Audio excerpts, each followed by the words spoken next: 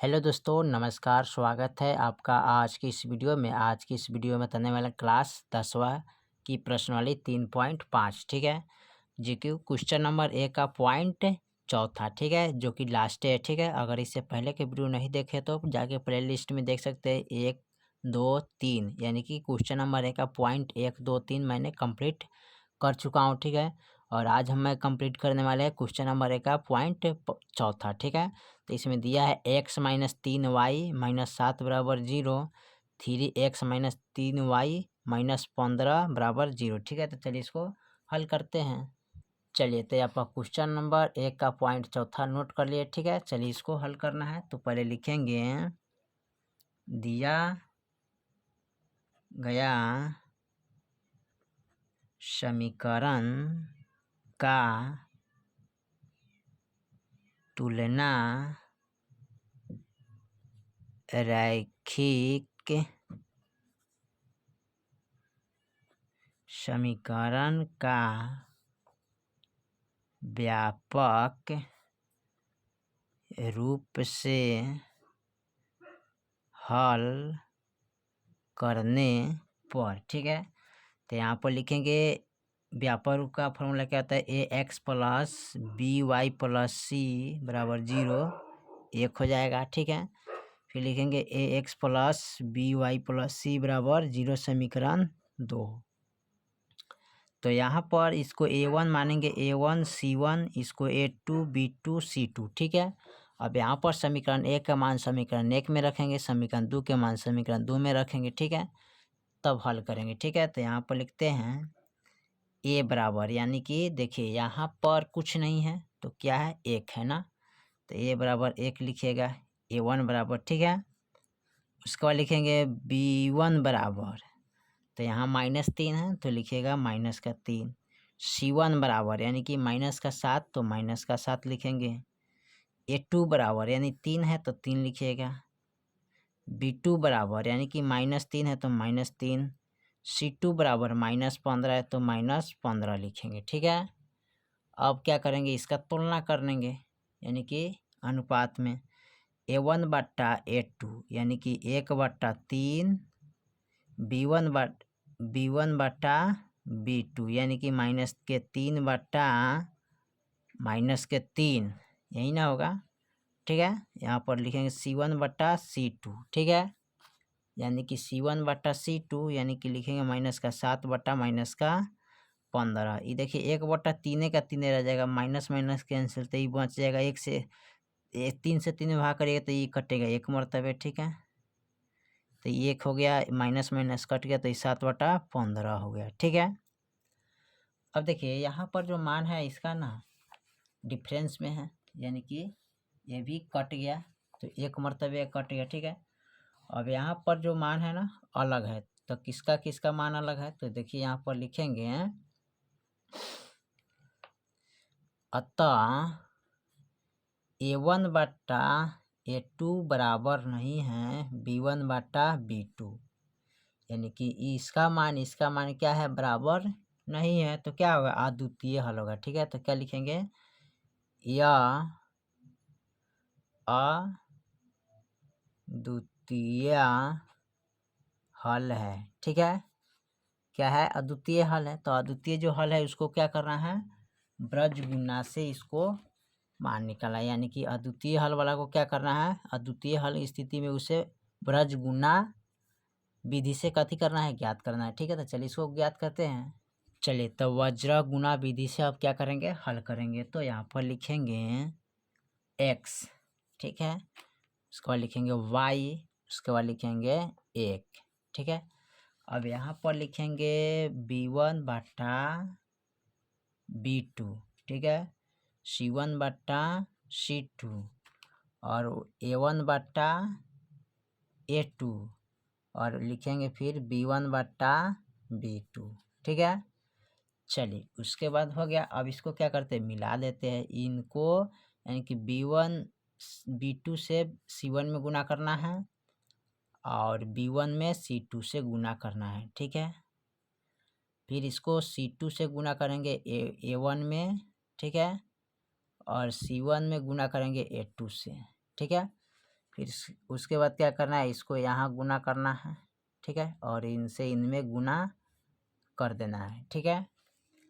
तो यहाँ पर लिखेंगे x है तो x लिखिएगा बट्टा, ठीक है, यानी कि B2 यानी कि B1 गुने C2, ठीक है। तो यहाँ पर लिखेंगे B1 गुने C2 माइनस, ठीक है, यानी कि B2 गुने C1 यानी कि B2 गुने C1, ठीक है, बराबर y है तो y लिखेंगे, ठीक है।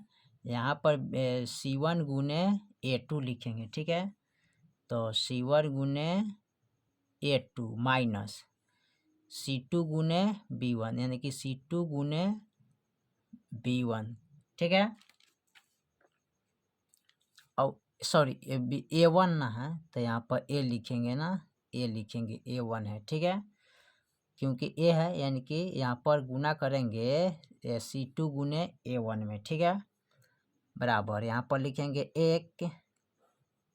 अब यहाँ पर A1 गुने B2, ठीक है, तो यहाँ पर लिखेंगे A1 गुने B2 माइनस, ठीक है, फिर लिखेंगे A2 माइनस A2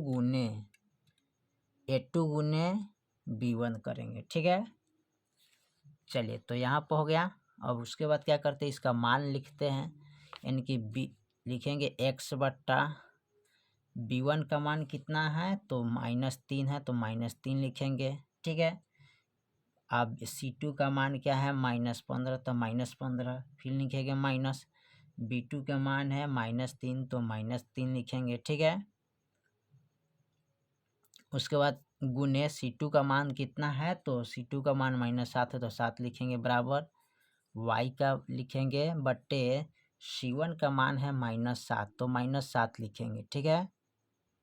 -7 गुने A2 का मान है 3 तो 3 लिखेंगे, माइनस C2 का मान है -15 तो -15 लिखेंगे, ठीक है, गुने और A1 का मान कितना है 1 तो 1 लिखेंगे, बराबर 1 का 1 हो जाएगा।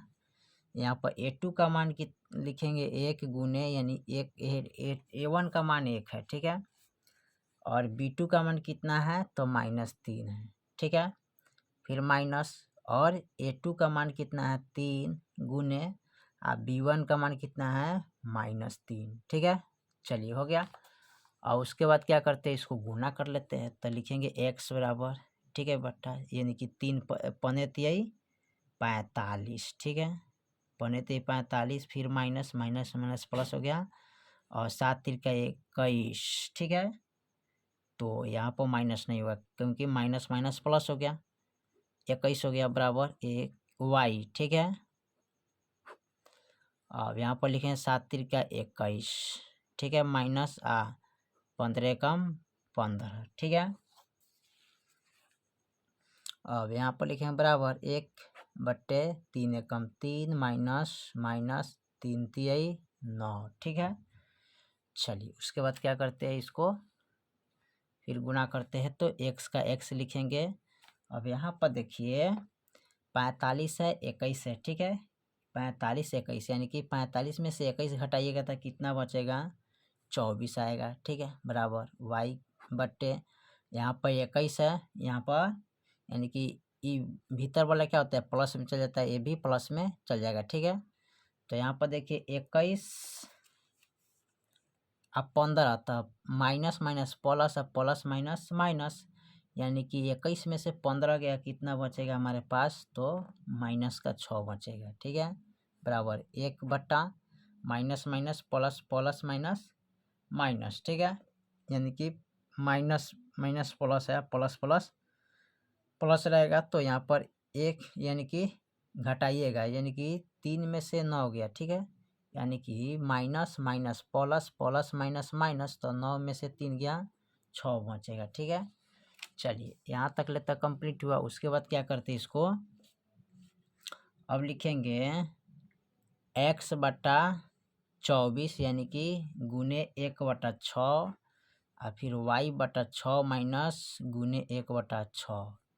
अब इसका हल करेंगे, x से 6 में गुना करेंगे तो 6x हो जाएगा, ठीक है, 6x हो गया, बराबर 24 से 1 में गुना करेंगे तो 24 हो जाएगा, ठीक है। अब यहाँ पर इनसे गुना करेंगे तो 6y हो जाएगा, इनसे इसमें गुना करेंगे तो माइनस का 6 हो जाएगा, ठीक है। अब इसको क्या करते हैं, यहाँ पर लिखेंगे x बराबर यानी कि 24/6 था, 6 चौका 24, ठीक है, कट गया। अब यहाँ पर x बराबर कितना आ गया 4, ठीक है। अब यहाँ पर हल करेंगे तो y बराबर निकालिएगा तो -6/6 कटाइएगा तो y बराबर कितना आएगा -1 आ जाएगा, ठीक है। तो यही आपका आंसर हो गया, ठीक है। तो यही है आपका ब्रज गुणन विधि, ठीक है। इसी तरह आप निकालिएगा। फिर मिलते हैं अगले वीडियो में, तब तक के लिए जय हिंद, जय भारत।